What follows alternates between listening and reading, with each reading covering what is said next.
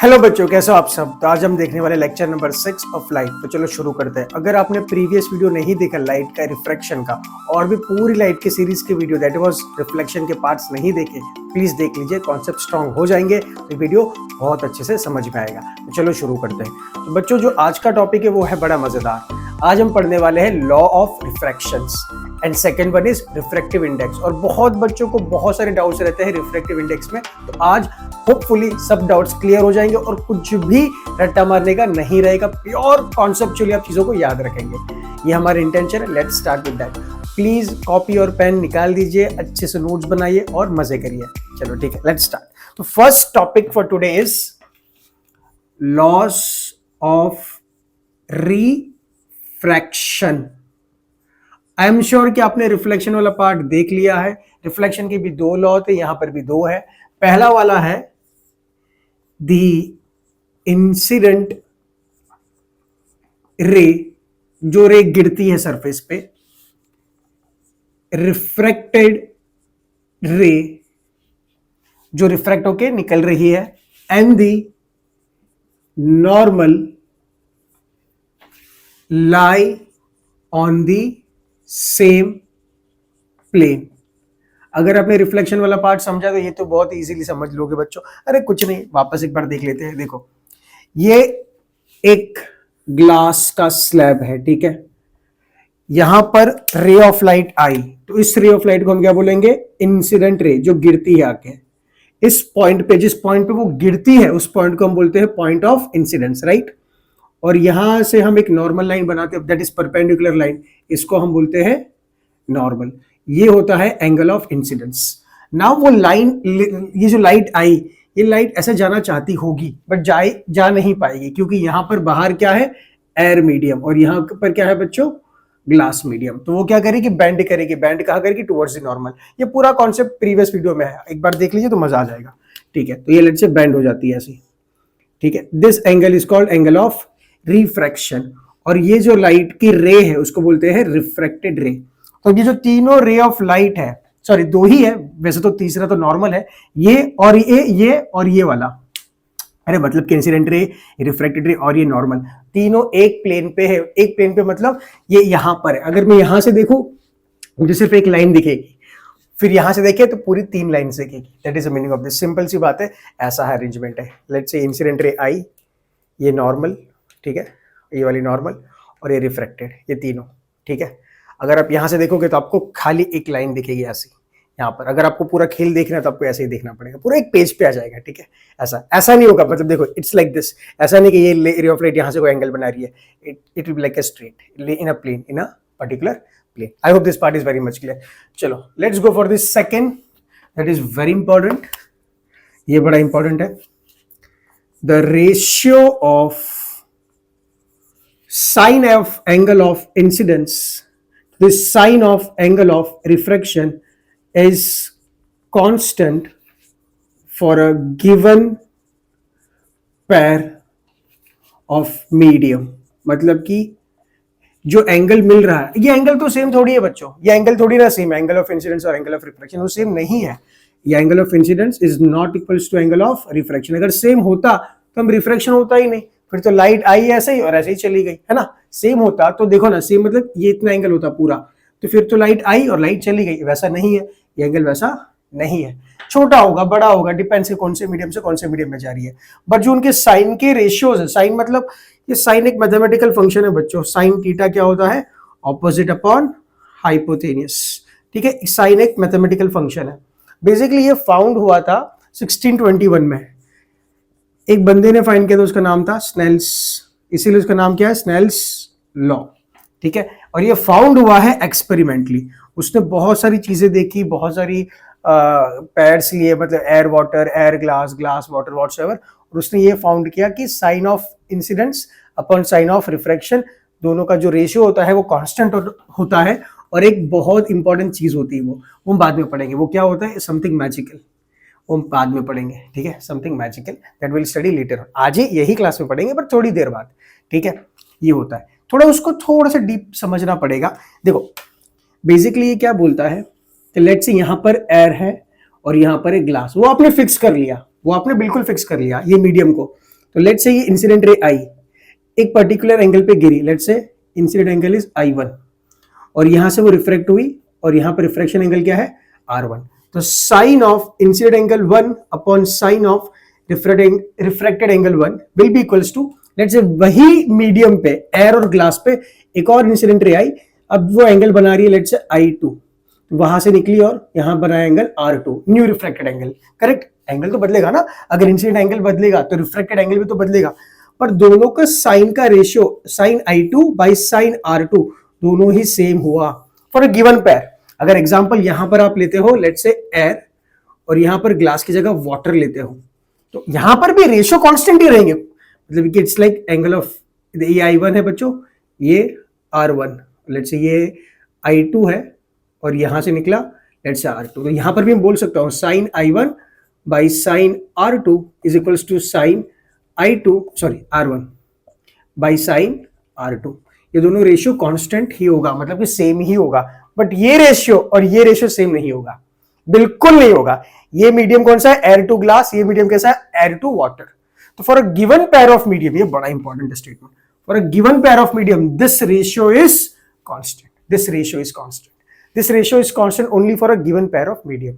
ये किसने डिस्कवर किया, स्नेल्स ने किया, 1621 में किया, एक्सपेरिमेंटली किया, बहुत सारी चीजें करी और एक्सपेरिमेंटली किया। ओके बच्चों, कॉपी करो। सो बच्चों next topic is in the last topic of this video. ये वीडियो छोटा रहने वाला है, प्यारा सा छोटा सा वीडियो, तो ध्यान से देखिएगा। Next topic is refractive index. I hope Snell's law clear हो गया, ठीक है ना। रिफ्रैक्टिव इंडेक्स, इनका रिलेशन क्या है स्नेल्स लॉ से, थोड़ी देर में पता चलेगा। अब ये ना रिफ्रैक्टिव इंडेक्स यार बच्चों को यार पता नहीं क्यों बहुत परेशान करता है, कुछ टीचर्स को भी परेशान करता है, कुछ टीचर रट्टा मारते हैं, फॉर्मूलाज भी बोल देते हैं बच्चों को। बिल्कुल ध्यान से देख लेना एक बार। रिफ्रैक्टिव इंडेक्स मतलब कि मतलब क्या, देखो रिफ्रैक्टिव इंडेक्स एक इंडेक्स मतलब एक वैल्यू जो आपको कितना रिफ्रैक्शन हो रहा है वो बता रहा है, वैल्यू जो कितना रिफ्रैक्शन होगा वो बता रहा है। I hope this part is clear, मतलब एटलीस्ट जो स्टेटमेंट लिखा वो क्लियर हुआ। तो बेसिकली रिफ्रैक्टिव इंडेक्स का एक्चुअल मतलब होता है ऑप्टिकल डेंसिटी। ये किससे रिलेशन है, ऑप्टिकल डेंसिटी, ऑप्टिकल डेंसिटी। तो रिफ्रैक्टिव इंडेक्स बोलो चाहे ऑप्टिकल डेंसिटी बोलो, बात एक ही है। देखो आपको पता है हमने दो मीडियम डिफाइन करे थे रिफ्रैक्शन में, एक था रेयर मीडियम, ठीक है, और दूसरा था denser medium. Again I am saying rare और डेंसर इज रिलेटिव, मतलब ऐसा नहीं बोल सकते air is a rare medium और या water is a rare medium या glass is a rare medium या glass is a denser medium, ऐसा बोल नहीं सकते। With comparison to what, example ये तो ऐसी बात होगी ना, ये अमीर है ये गरीब है, ये अमीर गरीब कुछ नहीं होता, इट इज रिलेटिवनेस। अगर आप मुझे किसी से कंपेयर करोगे जो मेरे से बहुत ज्यादा पैसे वाला है तो मैं उसके सामने गरीब हूँ, उससे कंपेयर करोगे जो बहुत ज्यादा फाइनेंशियली नीचे बैकग्राउंड से तो मैं अमीर हूँ। इट इज ऑलवेज अ रिलेटिवनेस, ठीक है ना।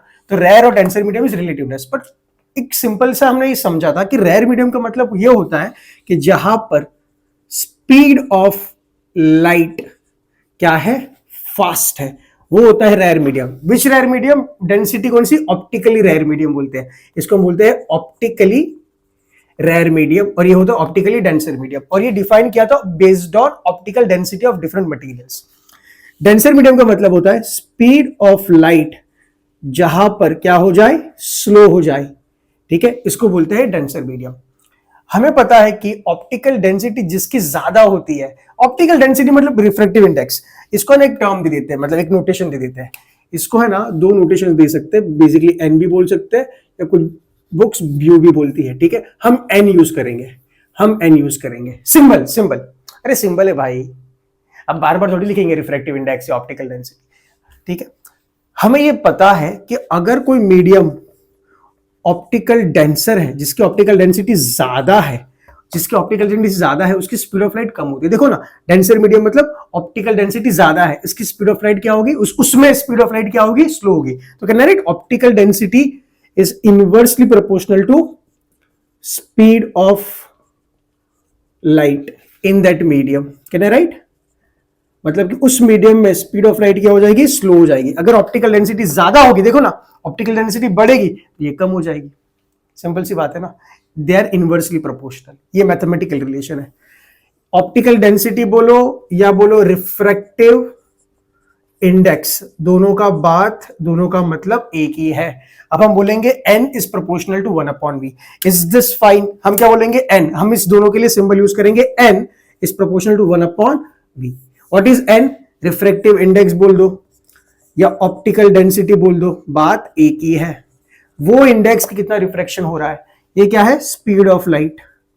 क्या है? Speed of light in that medium. That is very important, in that medium. बस ये इंपॉर्टेंट चीज है, इसको समझ लो, इसको फील कर लो, उसको दिल में उतार लो। और सिंपल सी बात है, जिसका रिफ्रैक्टिव इंडेक्स ज्यादा, उसका ऑप्टिकल डेंसिटी ज्यादा, उसमें स्पीड ऑफ लाइट कम, बात खत्म। ठीक है, इसको समझ लो, उसके बाद पूरा खेल देख लेंगे। इसको समझ लिए ना, खेल खत्म हो गया बच्चों। चलो नोट कर लो अच्छे से। सो बच्चों, अभी हमने देखा refractive index is proportional to 1/v। बच्चों मैथमेटिकली अगर ये रिलेशन है तो can we write n1 by n2 is nothing but v1 by v2, no sorry, v2 by v1, very sorry, v2 by v1. It is like this, a is proportional to 1/b, so can I write a1 by a2 is equals to b2 by b1. ये तो आप, I am sure mathematics आपको ये समझ में आती हो। अगर थोड़ा सा भी अगर लगता है कि नहीं आ रही मैथमेटिक्स, बिकॉज मुझे पता है बच्चों को 11th-12th में भी, जेई नीट में भी कुछ बच्चों को बहुत छोटी छोटी चीजों में दिक्कत आती है। इट्स कंप्लीटली फाइन, कोई प्रॉब्लम नहीं। हम देखो उसको थोड़ा और, मुझे पता है कुछ बच्चे इरिटेट होंगे, बट ठीक है मैं समझा देता हूँ। देखो प्रोपोर्शनलिटी को इक्वालिटी में कन्वर्ट करना तो हम क्या करेंगे? कांस्टेंट लगा देंगे k और उसको b बोल देंगे। ठीक है, प्रोपोर्शनलिटी को इक्वालिटी में लगाने के लिए कहाँ पर k मल्टीप्लाई कर दिया, तो कहना right A B is constant. अगर ए बी कांस्टेंट है, मतलब a और b की कोई भी वैल्यू हो वो कांस्टेंट होगी, तो a1 into b1 is equals to a2 into b2। It's like 1 2 जा या 2 1 जा, दोनों का वैल्यू तो 2 ही रहेगा। तो कहना right a1 by a2, a2 नीचे आ गया, it is like b2 by b1। ठीक है, तो हमेशा जब भी प्रोपोर्शनलिटी हो तो a1 बाई a2 उसको उल्टा करके b2 बाई b1। छोटी सी प्यारी सी बात थी, मैं इसको इरेज कर रहा हूँ। ओके चलो बहुत बढ़िया। तो ये हो गया हमारा n1 by n2 is v2 by v1। ना 1 2 2 1 क्या है, चलो थोड़ा सा हम उसको नाम दे देते हैं। एग्जाम्पल ये है ग्लास, ग्लास नहीं वाटर, वाटर चलो ग्लास ले लेते हैं, ग्लास मीडियम, बाद में वाटर भी ले लेंगे। ये एयर मीडियम, यहाँ से राइट नहीं light I, ray of light I, that is incident ray, यहाँ पर टकराई, इसको बोलेंगे नॉर्मल, यहाँ से रिफ्लेक्ट हो गई, खचाक खचाक खचाक, बहुत बढ़िया। ठीक है, बेंडिंग हो, ऑब्वियसली बेंडिंग होगा, मतलब रिफ्रैक्टिव इंडेक्स रिफ्रैक्शन होगा, इसलिए रिफ्रैक्टिव इंडेक्स यहाँ पर अच्छा वाला होगा। ओके हम बोलते हैं लेट्स से ये एयर मीडियम है, ये वाटर मीडियम है, सॉरी ग्लास मीडियम है। ठीक है, तो if let's say this is the first medium and this is the second medium, तो can I write n1 by n2 is v2 by v1। So obviously n2 by n1 क्या हो जाएगा बच्चों? v1 by v2। Fine, what is 2 medium? I will write n के 2 की जगह glass medium, 1 की जगह एयर मीडियम। ठीक है, यहां पर v1 कौन सा है? एयर मीडियम, v2 कौन सा है? Glass medium. Do you know what is speed of light in air? Obviously you should know, 3 into 10 raised to power 8। Basically it is speed of light in vacuum, but air में भी almost equally होता है upon speed v glass मतलब किसका? Glass में speed कितना? 2 into 10 raised to 8। ये तो कैंसिल हो गया। What is 3/2? Answer is 1.5। इसका मतलब ये हुआ refractive index in glass with respect to air. अगर रेशियो नहीं लिखना है तो ग्लास और यहां पर जो नीचे है वो यहां लिख सकते हो, it is nothing but 1.5। It is nothing but 1.5। इसका मतलब अगर एयर में से ग्लास में गई तो रिफ्रैक्टिव इंडेक्स कितना आएगा? 1.5। I hope this part is clear. तो 1.5 क्या शो कर रहा है? Refractive index of glass with respect to air. देखो बाबा, रिफ्रैक्टिव इंडेक्स है ना, इट इज ऑलवेज रिलेटिव। मुझे पता है बुक में दिया है 1 is absolute refractive index, 1 is relative refractive index. Refractive index हमेशा रिलेटिव होता है, पर अगर मैं विथ रिस्पेक्ट टू एयर जब भी बात करता हूं, व्हेन आई से विथ रिस्पेक्ट टू एयर, हम उसको एब्सोल्यूट बोल देते हैं, मतलब एयर को हमने रेफरेंस मान लिया। अरे भाई लाइट कहीं से तो कहीं तो जाएगी, कोई मीडियम से तो कोई मीडियम में जाएगी। आप ऐसा बोल थोड़ी सकते हो ग्लास का रिफ्रैक्टिव इंडेक्स हो गया फिक्स कंफर्म, इसका रिफ्रैक्टिव इंडेक्स कितना? 1.5 हमेशा रहेगा। लेट्स से एयर की जगह वाटर होता तो क्या उतना ही बेंड होती? रिफ्रैक्टिव इंडेक्स शो क्या करता है? 1.5 मतलब speed of light when it enters from air to water it will decrease by 50%। It will decrease by 50% या डिक्रीज बाय 1.5 टाइम्स। 1.5 मतलब 50% डिक्रीज हो गया या 1.5 टाइम्स डिक्रीज हो गया।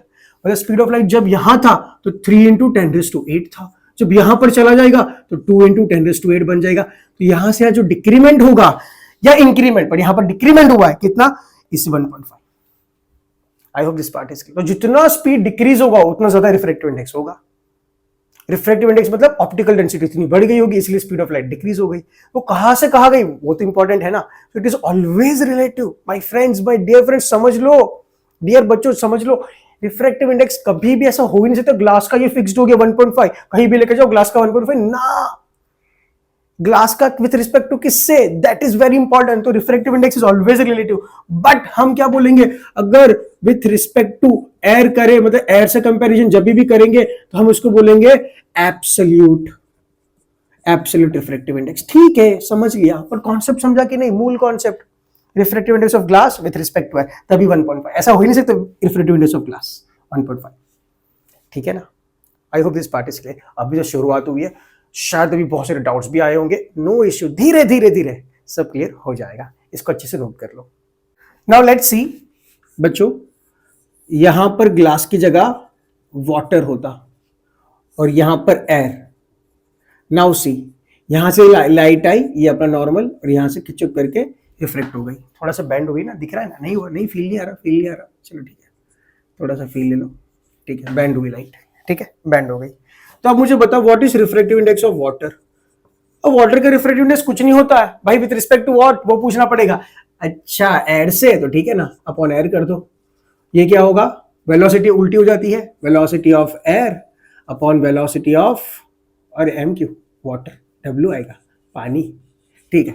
What is velocity of air, आप बोलोगे 3 इंटू 10⁸। वाटर में कितना होता है 2.25 अराउंड, 2.25 इंटू 10⁸। तो if you divide you will get 1.33।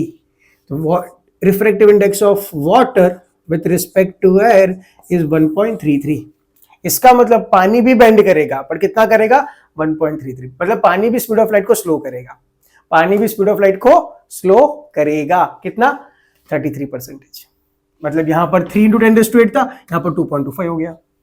अब मुझे बताओ, मैं पूछूं what is refractive index of water with respect to glass, या glass with respect to water, मतलब यहां पर मैं ग्लास फिट करता हूं एग्जांपल, और यहां पर पानी, और यहां पर ये आ रही रे ऑफ लाइट, ये अपना नॉर्मल, तो यहां से बैंड होगी, ऑब्वियसली बैंड होगी, ठीक है, बैंड होगी। Now tell me, if I ask you what is refractive index of glass, what is refractive index of glass with respect to water, तो आप क्या करोगे, ग्लास बाय वाटर करोगे, that is water by glass की velocity उल्टी होती है velocity, water by glass. Water में कितनी है 2.25, ग्लास में कितनी है 2, 10⁸, 10⁸, वो तो कैंसिल हो गया, कुछ आंसर मिलेगा, that will more than 1, that will be more than 1, still it is more than 1। इसका मतलब यहां से यहां जाएगी तो स्पीड ऑफ लाइट डिक्रीज होगी, क्योंकि रिफ्रैक्टिव इंडेक्स बड़ा है, ऑप्टिकल डेंसिटी बड़ी है, ऑप्टिकल डेंसिटी बड़ी, स्पीड तो कमी होनी है, इसलिए उसका रेशियो क्या आना है, ग्रेटर देन 1 ही आना है।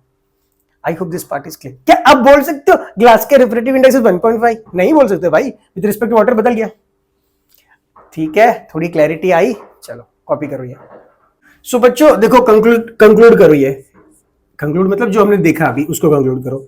अगर n ग्रेटर देन 1 हुआ, इसका मतलब ऑब्वियसली लाइट जहां से जहां जा रहा है, मीडियम 1 से मीडियम 2 में जा रहा है, उसकी ऑप्टिकल डेंसिटी बढ़ती है, यहां से यहां गया 1 ग्रेटर देन 1, उसका मतलब क्या, ऑप्टिकल डेंसिटी बढ़ती है, ऑप्टिकल डेंसिटी बढ़ेगी तो वेलोसिटी क्या होगी, वेलोसिटी डिक्रीज होगी, डेफिनेटली बेंडिंग होगा लाइट में, क्योंकि वेलोसिटी में चेंज आए, वो भी डिक्रीमेंट वाला, बेंडिंग होगा मतलब कि रिफ्रैक्शन होगा, और वो बेंड कहां पर करेगा, टुवर्ड्स नॉर्मल। आपको पता है टुवर्ड्स नॉर्मल क्यों, छोटा रास्ता चूज करेगा, स्पीड डिक्रीज होगा, छोटा स्मॉल पाथ, छोटू को चूज करेगा, छोटू रास्ते को, ठीक है। ये सब लास्ट लेक्चर में डिस्कस कर लिया है, I hope you have seen the lecture, perfect.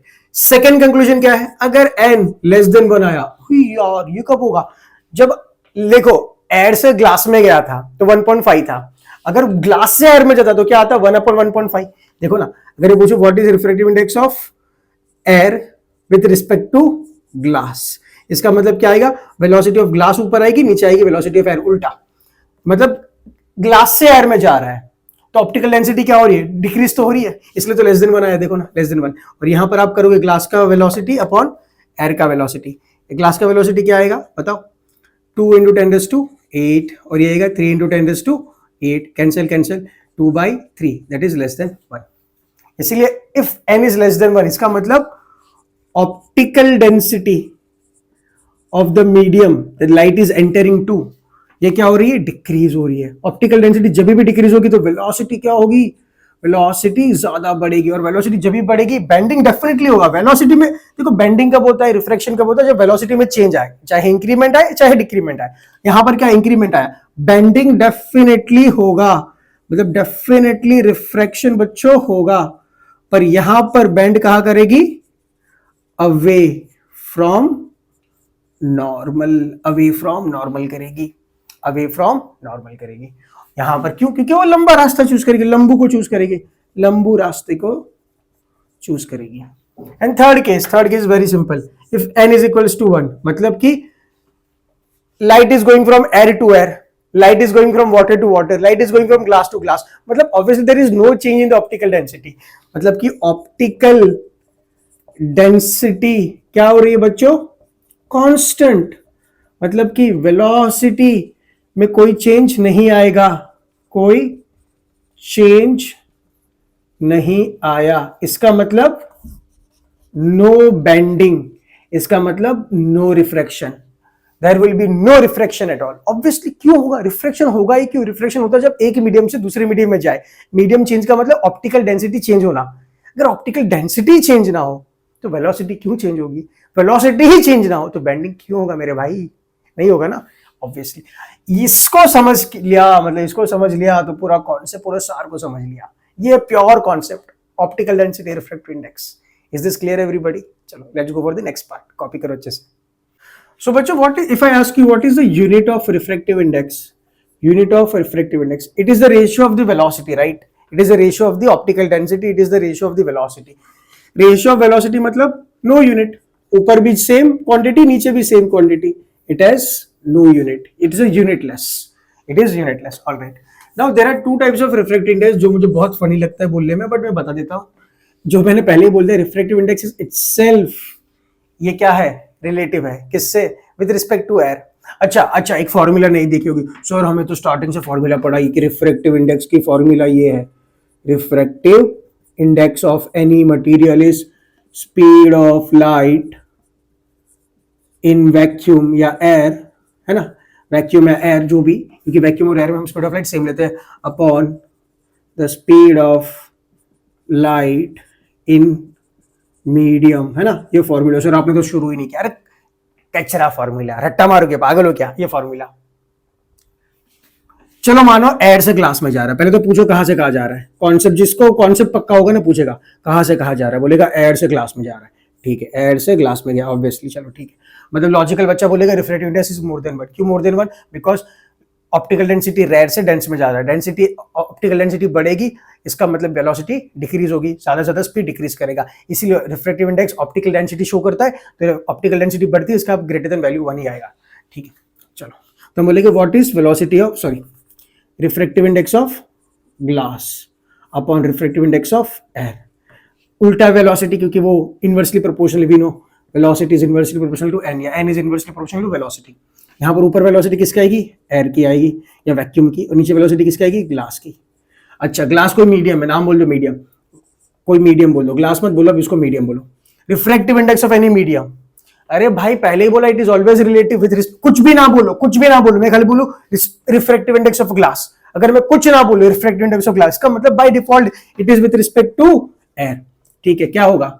Speed of light in vacuum और air speed of light in medium. वही तो हुआ कि डेफिनेशन का. अरे यार अब तो छोड़ दो रट्टा मारना, याद कर लो, ये समझ लो, ये याद भी मत करो, समझ लो. ठीक है, चलो इसको इरेज कर दो ये फालतू चीजों को, और सार कॉन्सेप्ट को पकड़ लिया हमने. कॉन्सेप्ट पकड़ा है, फॉर्मूला नहीं. चलो बहुत बढ़िया. बुक बोलती है दो चीजें है, एब्सोल्यूट रिफ्रैक्टिव इंडेक्स, RI बोलता हूं, ठीक है अभी मैं, और दूसरा होता है रिलेटिव रिफ्रैक्टिव इंडेक्स. मुझे पसंद भी नहीं आ रहा पढ़ाना रिलेटिव, ये क्या है फालतू, चलो छोड़ो. Absolute refractive index. अगर मैं बोलूं refractive index of glass is 1.5, refractive index of air, अरे एयर नहीं, छोड़ो एयर को, छोड़ो अभी एयर को छोड़ो, refractive index of water is 1.33. If I say refractive index of diamond, one of the most refractive index 2.42 example. आपको list दूंगा बहुत सारे मटेरियल्स की, मुझे इतने याद है, बाकी याद नहीं रहते. अबे पोपट, अगर बोलू refractive index of glass is 1.5, किससे लाइट कहां से कहा गई क्लास में तो बैंड हुआ इतना, with respect to air. Water में इतनी किसके, with respect to air. Diamond में इतनी किस रिस्पेक्ट, कहां से, विद रिस्पेक्ट टू एयर. अगर हम कुछ ना बोले bye default it is air, और अगर एयर बोल दे तो भी कोई प्रॉब्लम नहीं. अगर हम ऐसे बोलते हैं विद रिस्पेक्ट टू एयर, उसको हम बोलते हैं एब्सोल्यूट रिफ्रैक्टिव इंडेक्स. एब्सोल्यूट, कुछ फर्क नहीं पड़ता, टाइम पास. पर अगर हम बोलू refractive index of glass with respect to not air, with respect to water, with respect to water. Velocity उल्टी कर दो, पहले वाटर की लिखो फिर लिखो ग्लास की, ठीक है, आपको जो भी मिलेगा whatsoever value. Similarly respective index of diamond with respect to glass, मतलब ग्लास से डायमंड में आ रहा है, वाटर से ग्लास में आ रहा है. यहां पर क्या हो, velocity of glass, velocity of diamond, उल्टा कर दो, जो भी आए वैल्यू, जो भी आए वैल्यू, वेलोसिटी जो भी दी, जो भी आए वैल्यू, फर्क नहीं पड़ता. अगर ऐसे डिफाइन करते हो तो हम उसको बोलेंगे पोपट रिलेटिव रिफ्रैक्टिव इंडेक्स. ठीक है, समझ गए ना कॉन्सेप्ट, मूल सार को पकड़ लो. ठीक है, चलो कॉपी दिस. सो बच्चों, मैंने बोला था कि स्नेल्स भाई ने बहुत सारे एक्सपेरिमेंट किए 1621, जब हम पैदा भी नहीं हुए थे हम सब लोग. ठीक है, हमारे फोर फादर्स के फोर फादर्स के फोर फादर्स के फोर फादर्स के फोर फादर्स के फोर फादर्स के फोर फादर्स शायद होंगे. ठीक है, तब स्नेल्स भाई ये सब एक्सपेरिमेंट कर रहे थे. उन्होंने बहुत अच्छा सा एक्सपेरिमेंट किया था. यहाँ पर लिया था एयर, एयर, अरे एयर क्यों, एयर रेफरेंस ले रहा है, एयर तो हवा तो है यार, हर जगह एयर एयर एयर. ठीक है, और यहाँ पर लिया था भाई ने ग्लास. ठीक है, और यहाँ पर बहुत सारे एंगल ले सकते हैं ना, एंगल ऑफ ये इंसिडेंट रे. ठीक है, ये बहुत सारे एंगल, कुछ कोई भी एंगल पे रिफ्लेक्ट इंसिडेंट कर सकती है. और भाई ने देखा 37 डिग्री लिया था. ठीक है, 37, और यहाँ पर भाई को मिला था 24 डिग्री. गलती क्यों हो रही है लिखने में आज. यहाँ पर क्या लिया था, 24 डिग्री. ठीक है, ये एक्सपेरिमेंटल वैल्यू है. ठीक है, या मैं कहा मुझे खाली वाटर, एयर और ग्लास की याद है, बाकी बहुत सारी डिग्रीज पे बहुत सारे रिफ्लेक्टेड एंगल मिलेंगे. तो भाई ने बोला कि अगर sine of 37 degree upon sine of 24 degree करते हैं, क्यों 27 लिख रहा हूँ नीचे, 24, तो साइन 37 वैल्यू आता है 0.6. कैसे है सर, आप सीख जाओगे मैथमेटिक्स में, छोड़ दो. Sine 24 it is 0.4. तो भाई ने बोला 6/4 दैट इज 3/2. What is 3/2, 1.5. ओहो, तो भाई ने इतने सारे एक्सपेरिमेंट, इतने सारे इटरेशंस किए थे, भाई को कुछ कनेक्शन मिला. अगर मैं ये रेशियो लेता हूं, या मैं बोलूं refractive index of glass with respect to air, क्या होता है, velocity of air upon velocity of glass, that is something but also 1.5. ओहो, तो स्नेल्स भाई ने क्या बोला, sine of incident upon sine of refraction is constant. यही बोला था ना भाई ने law, for a particular medium, मतलब फॉर अ पर्टिकुलर मीडियम, वो बहुत इंपॉर्टेंट है, for a particular pair of medium, मतलब एयर ग्लास वो सब. ठीक है ना. तो भाई ने जो कांस्टेंट फाइंड किया वो कुछ भी नहीं, वो क्या था, रिफ्रैक्टिव इंडेक्स. अगर मैं कुछ ना बोलूं रिफ्रैक्टिव इंडेक्स, तो obviously with respect to air, मतलब कि उस मीडियम का, मतलब कि देखो glass with respect to air, glass with respect to air. पर अगर यहाँ पर ग्लास और वाटर होता, वाटर एक ग्लास, तो कोई भी हो वो रिफ्रैक्टिव इंडेक्स वही रहता. वो कहा जा रहा है, किससे गया, glass with respect to air, glass with respect to. अगर यहाँ वाटर होता तो water with respect to air, यहाँ पर मर्क्यूरी हो तो mercury with respect to air, या यहाँ पर जो भी होता है, यहाँ ग्लास यहाँ वाटर, तो water with respect to glass. अगर यहाँ ग्लास यहाँ वाटर, तो glass with respect to water. अब समझ गए ना. सो बेसिकली उन्होंने बोला कि sine of angle of incidence upon sine of reflection, वो तो हमें पता है कांस्टेंट है, वो क्या है, रिफ्रैक्टिव इंडेक्स है. किनका, इन दोनों मीडियम का. जिस मीडियम में गया उस मीडियम का रिस्पेक्ट से, जिसमें गया विथ रिस्पेक्ट टू जिससे गया. ठीक है, medium two medium one, two with respect to one. Is this clear, समझा कि नहीं. बिल्कुल सही, कॉपी कर लो अच्छे से.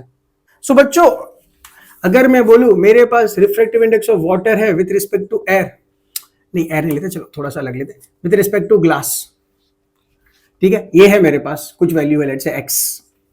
क्या मैं फाइंड कर सकता हूं refractive index of glass with respect to water. ओहो, मतलब कि ये water with respect to glass, मतलब यहां पर क्या हो रहा है, ग्लास से वाटर में जा रही लाइट. यहां पर क्या, glass with respect to water, मतलब कि वाटर से ग्लास में जा रही, उल्टी, मतलब ग्लास से वाटर, वाटर से ग्लास. कैसे फाइंड करें, देखो सिंपल सा बात है. Water with respect to glass क्या होता है, जिस वेलोसिटी ऊपर नीचे कर दो, पता है ना इनवर्स रिलेशन।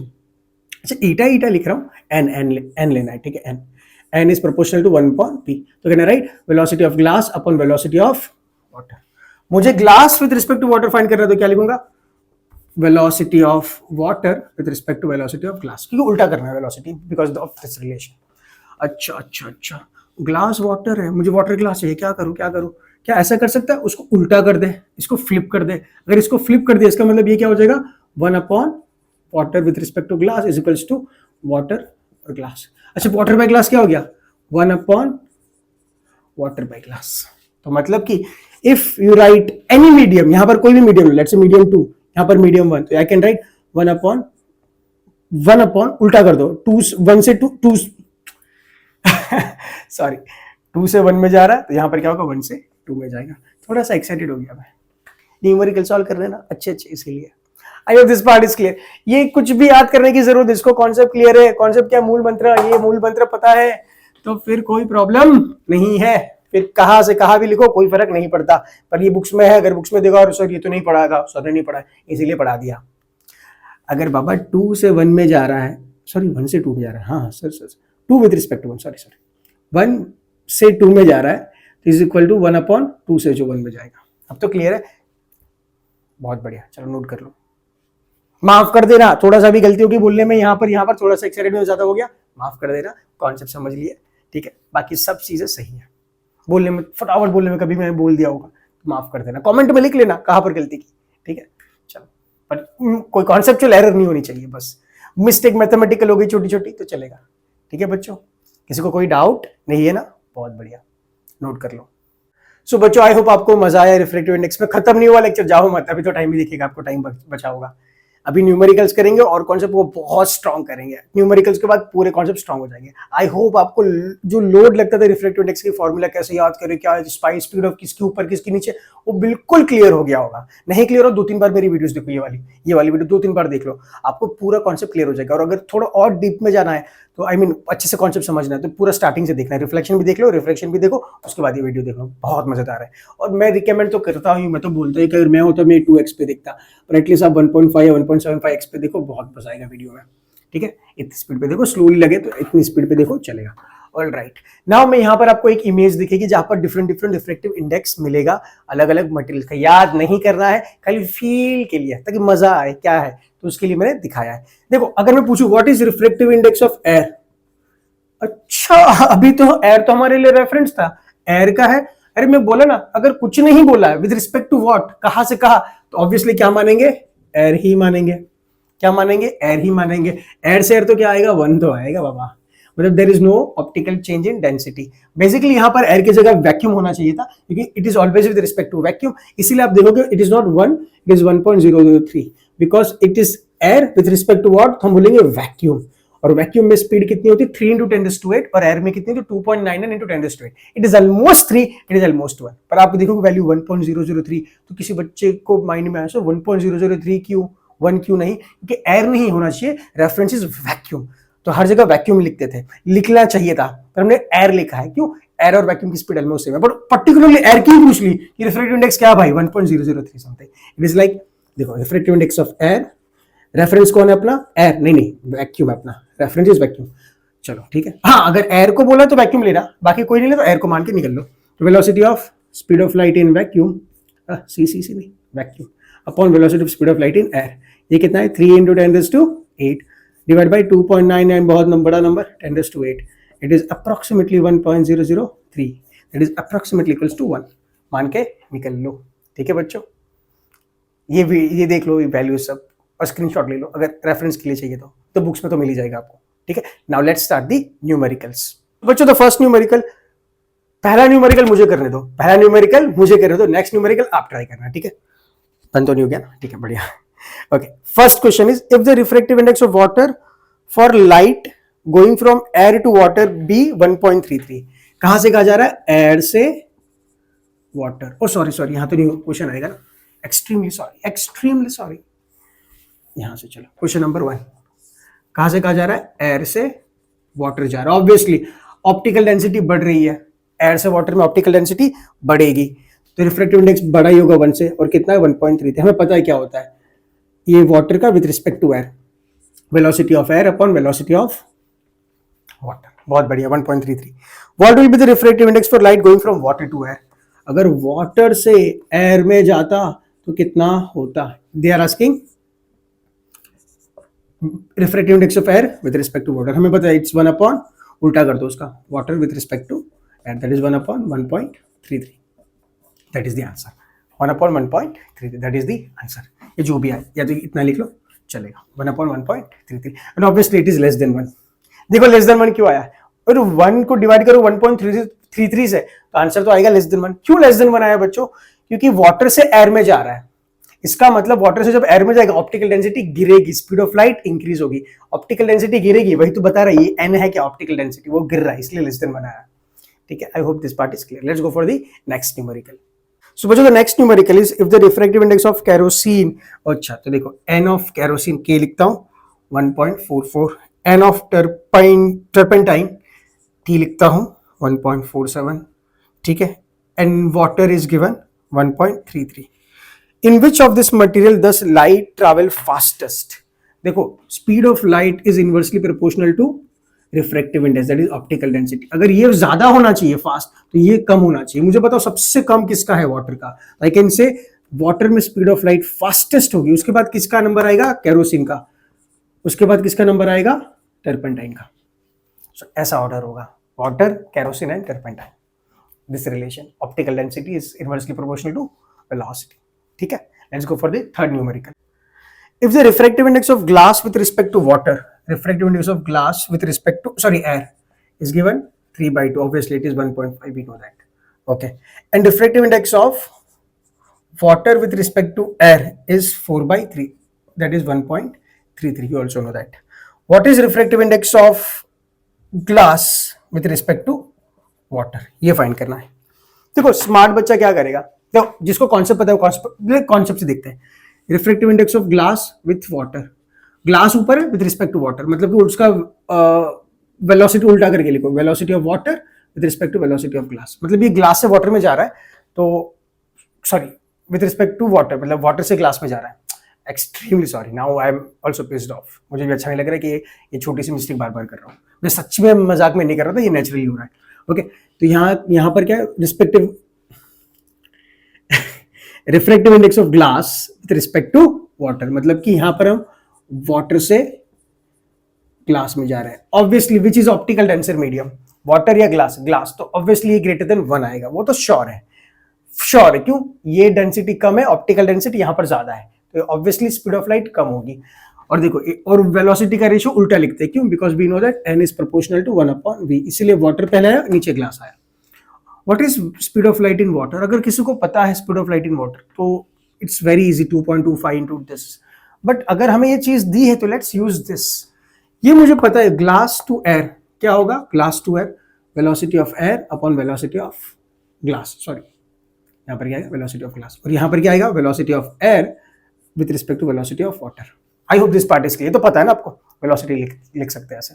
मुझे चाहिए water upon glass, water upon glass कैसे निकाले? वाटर अपॉन ग्लास, तो मैं क्या इन दोनों का रेशियो ले लूं? Can I write this?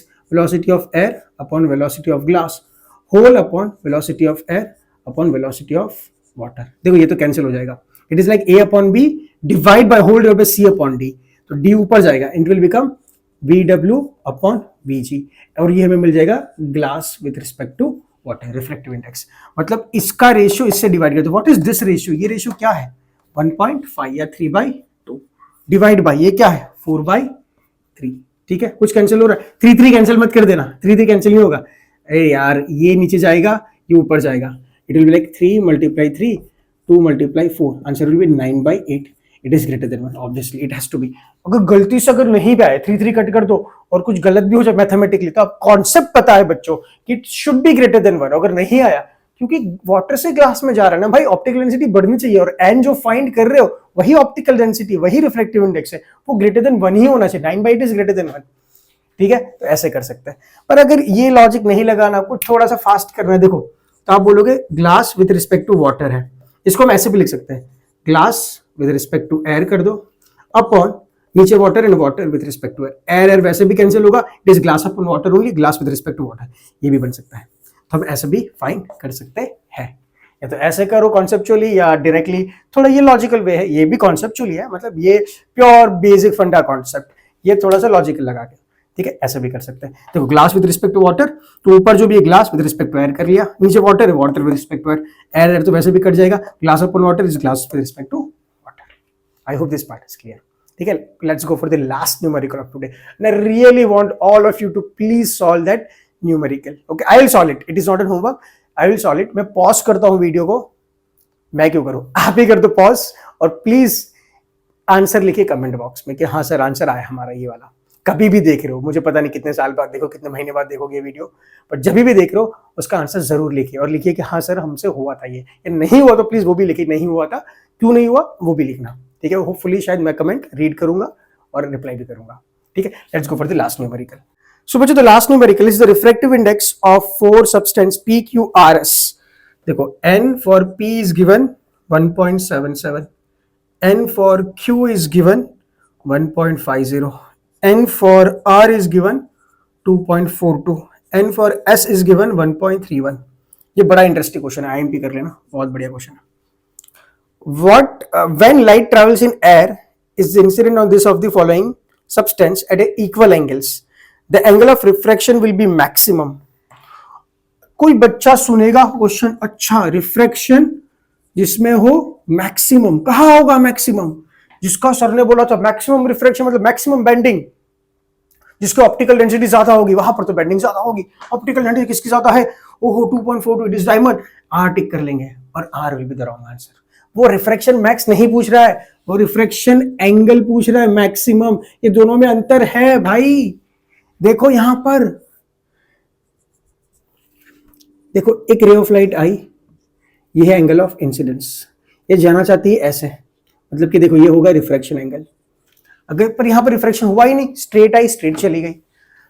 अगर ये बैंड हुई टुवर्ड्स द नॉर्मल या अवे विद द नॉर्मल, देखो टुवर्ड्स द नॉर्मल बैंड हुई, towards the normal, let's say considering, और ये कहां से, एयर से डिफरेंट मीडियम में जा रही है, और सभी के चारों मीडियम कौन से, डेंसर मीडियम है, तो मान के चलो ये एयर से डेंस मीडियम में जा रही है, मतलब कि air will be the rare medium, it will bend towards the normal.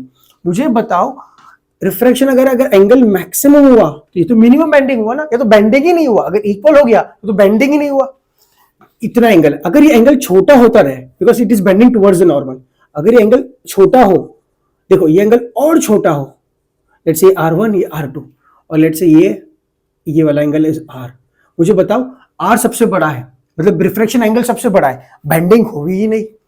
R1 R से छोटा है थोड़ा सा, मतलब कि ये ऐसा बेंड हो गई तभी तो छोटा हो गया, तो बेंडिंग हुई, और छोटा हो गया तो और बेंडिंग हुई। इसका मतलब अगर रिफ्रैक्शन मतलब कि बेंडिंग की बात कर रहे हैं, अगर रिफ्रैक्शन मतलब बेंडिंग की बात कर रहे हैं, अगर मैक्सिमम है, कहां से कहा, रेयर से डेंसर मीडियम की बात कर रहे हैं, रेयर से डेंसर मीडियम की बात कर रहे हैं। रिफ्रैक्शन बेंडिंग अगर मैक्सिमम है, इसका मतलब रिफ्रैक्टिव एंगल क्या होगा, मिनिमम, सबसे छोटा होगा तभी तो मैक्स बेंडिंग हुई।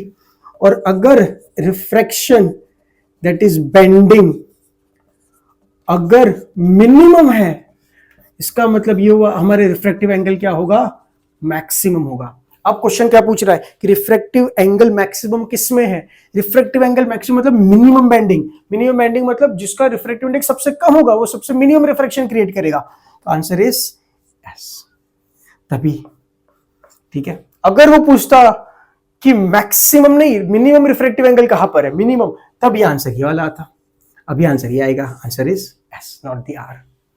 ये कॉन्सेप्ट समझा आपने, इतना प्यारा कॉन्सेप्ट है।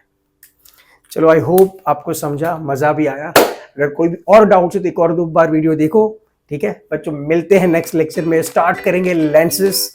तो प्लीज रिफ्रैक्शन की ये दोनों video 5th and 6th lecture, हो सके तो पूरा रिफ्लेक्शन भी देख ही लेना, पर 5th और 6th तो बिल्कुल देख लेना, तभी 7th लेक्चर जो आएगा जल्दी आएगा, वो पूरा कॉन्सेप्ट समझ आएगा। तो मिलते हैं नेक्स्ट लेक्चर में, take care, bye bye, have a good day.